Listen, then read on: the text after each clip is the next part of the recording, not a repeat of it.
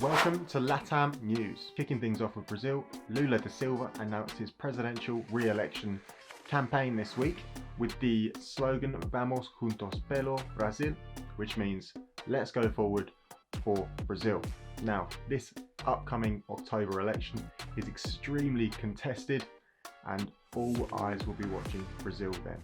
But at the moment, I'm just going to focus on current situation in which Lula, he was president from 2003 to January 2011.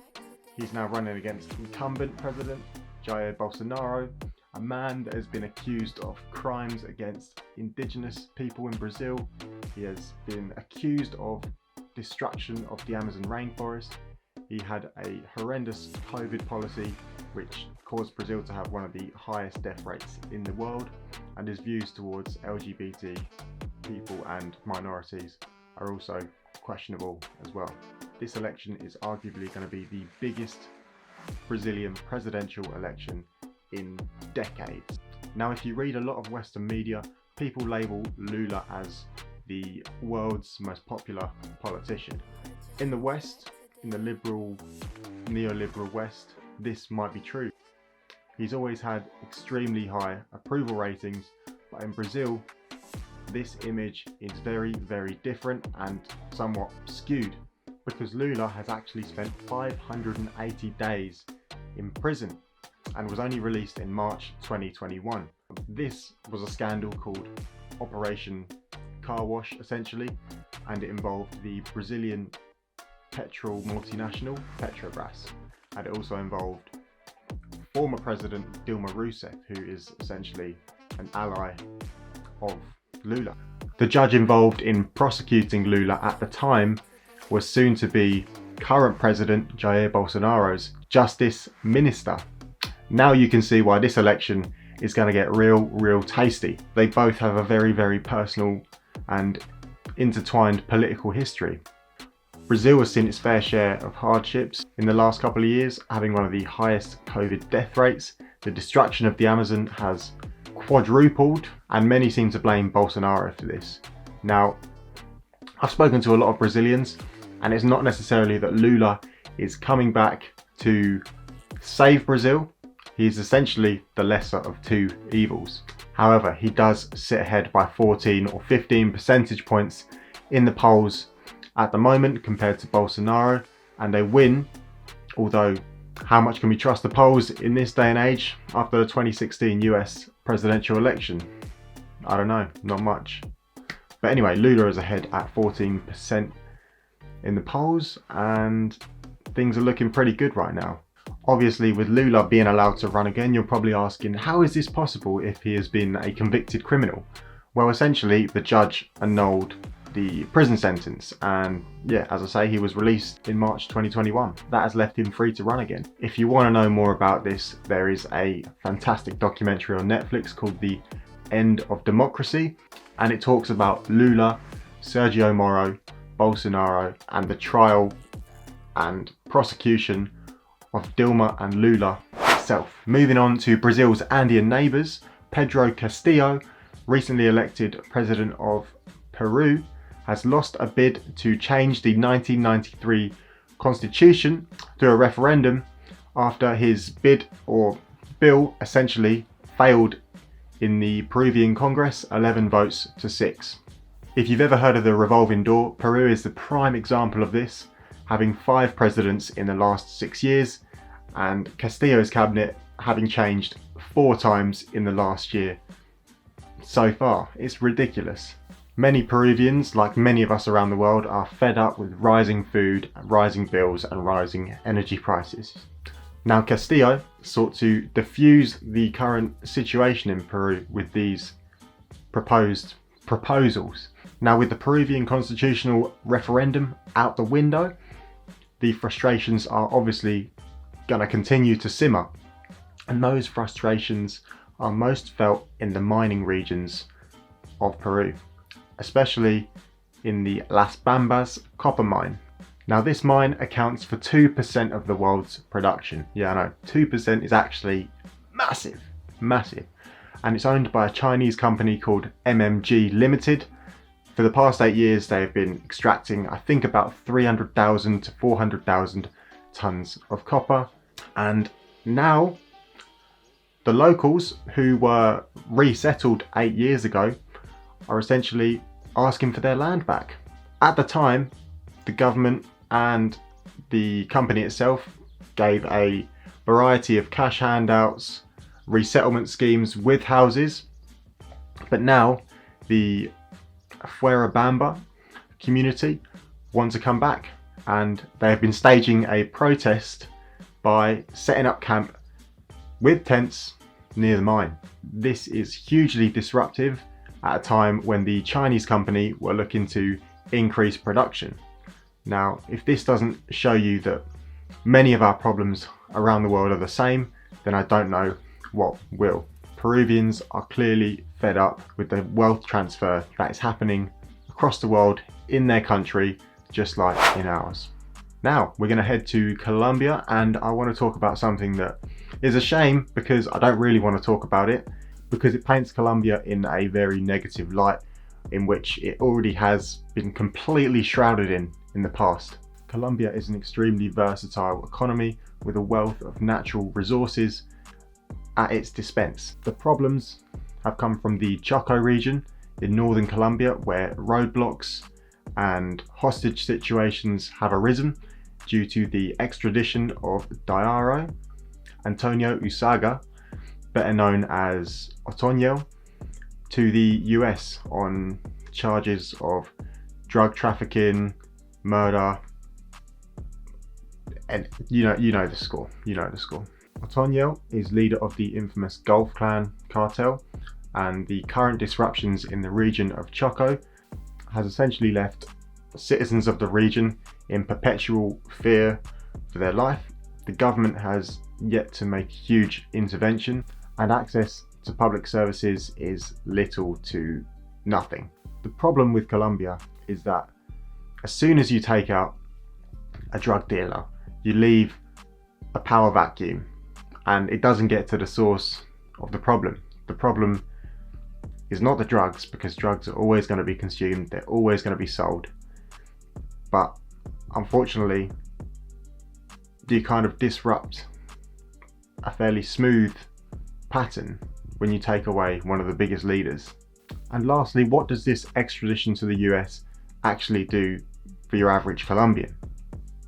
Not much.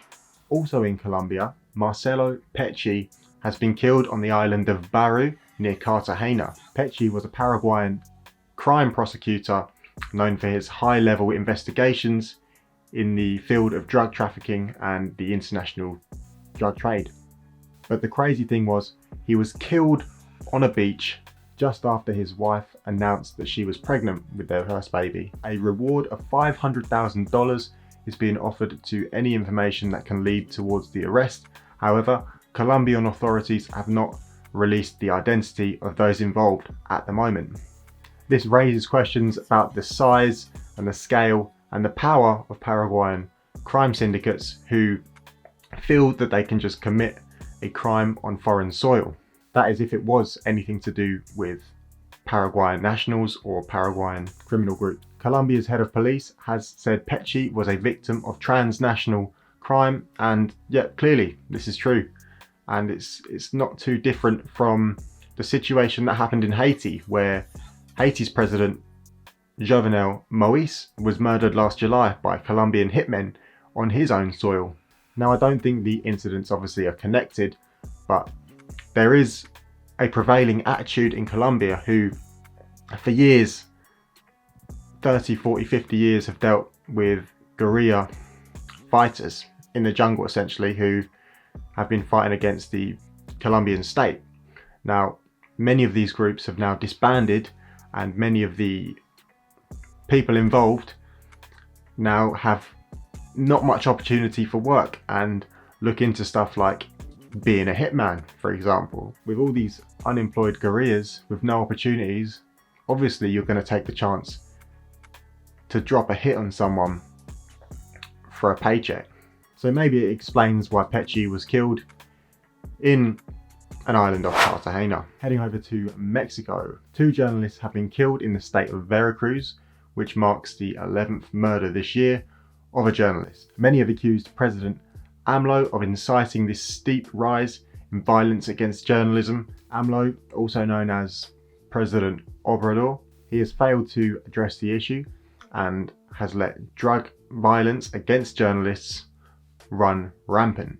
He even called journalists hired thugs at one point. So that shows you the level of disdain from the Mexican government towards journalists.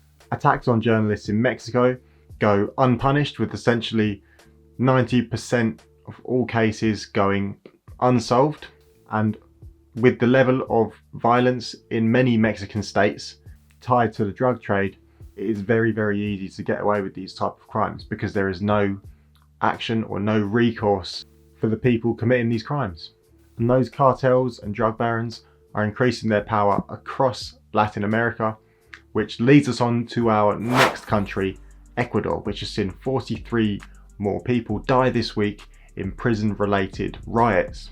Ecuador has become a key drug trafficking route in recent years, with its biggest city, Guayaquil, or its most populous city, being at the center of trafficking drugs from the port to many other places around the world. Now, much of the recent violence is actually connected to Mexican cartels, who have essentially begun a proxy war on Ecuadorian turf. Around 400 people have died since the beginning of last year in Ecuadorian prison riots, and this is also due to the overcrowding in the prisons as well, not just the leaders and the different gangs fighting for control, because Ecuador's prisons are about 15 to 20% over capacity. This causes for a lot of tension between inmates as they're cramped together in small cells, and it also increases the chance of violence because there is less staff who are there to manage the prisons. With Guayaquil being used as the Ecuadorian port to transport drugs around the world, violence is now spreading across the country. President Guillermo Lasso, who is more conservative, has declared a state of emergency along the coastal provinces for this reason. Calling a state of emergency is far from likely to solve the problem and may only intensify the current drug war that is happening on Ecuadorian soil, which is essentially, like I say, proxy war between Mexican cartels looking to transport their drugs north to North America or to Asia or anywhere else essentially in the world. Now here's some news from Guyana, who have signed an air services deal with Saudi Arabia. This essentially is going to create aviation links, commercial, industrial, or for tourism between the two countries. Now this is because Guyana has recently made a huge discovery of oil, and it looks set to benefit by about $150 billion over the next 30 years. The exploration and drilling is being carried out by Exxon. You probably know them as one of the big oil companies in the world, and their aim is to be extracting up to 1 million barrels per day.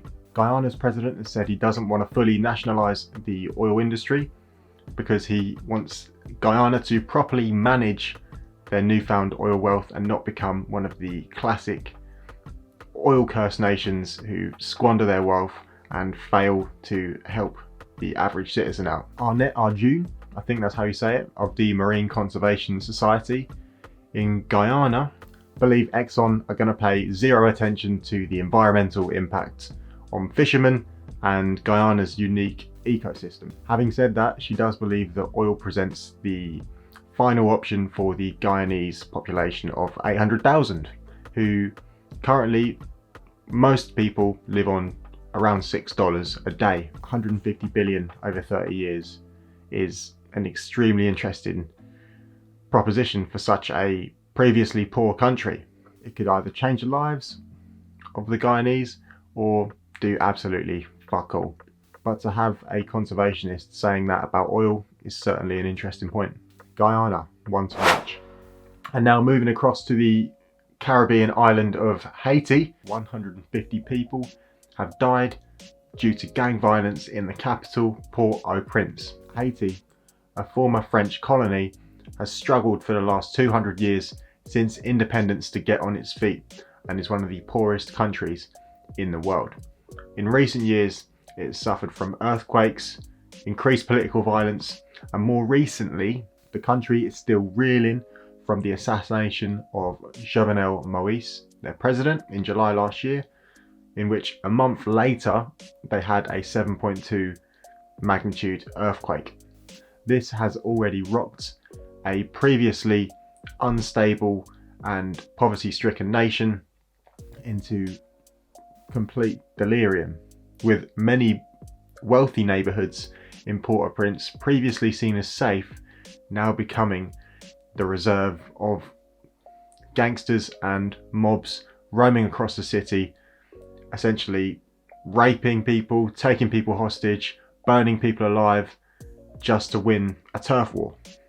Haiti has witnessed pressures from outside colonial forces to internal violence and internal strife, which never seems to end. It's constantly in a cycle of violence, and the only way to stop this is through, I believe, some kind of international intervention.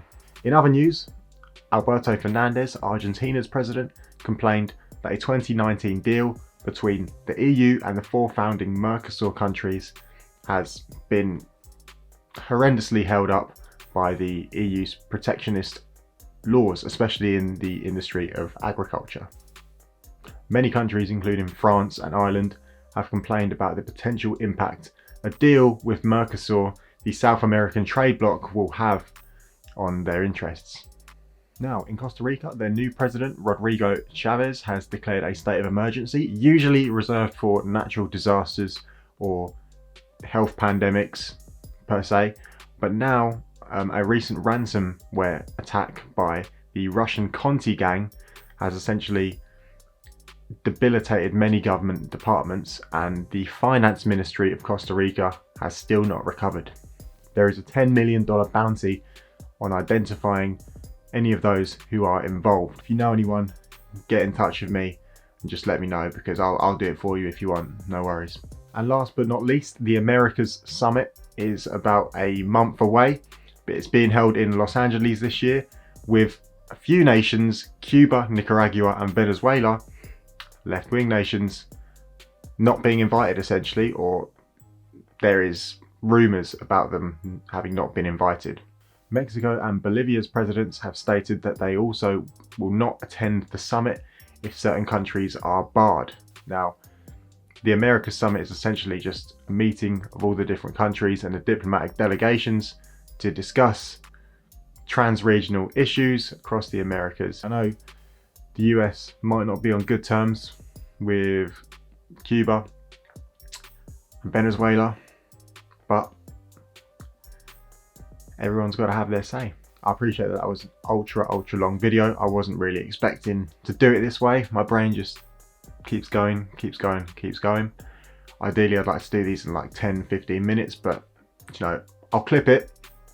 I'll clip the video so you can find the country or bit of information that interests you, so you don't have to watch the full video, because that would be fucking so difficult. That is the week in Latin America. I hope you've learned something new. I hope you can take something from it and begin to follow the news from a region that is one of the most culturally rich and interesting places on our planet. So yeah,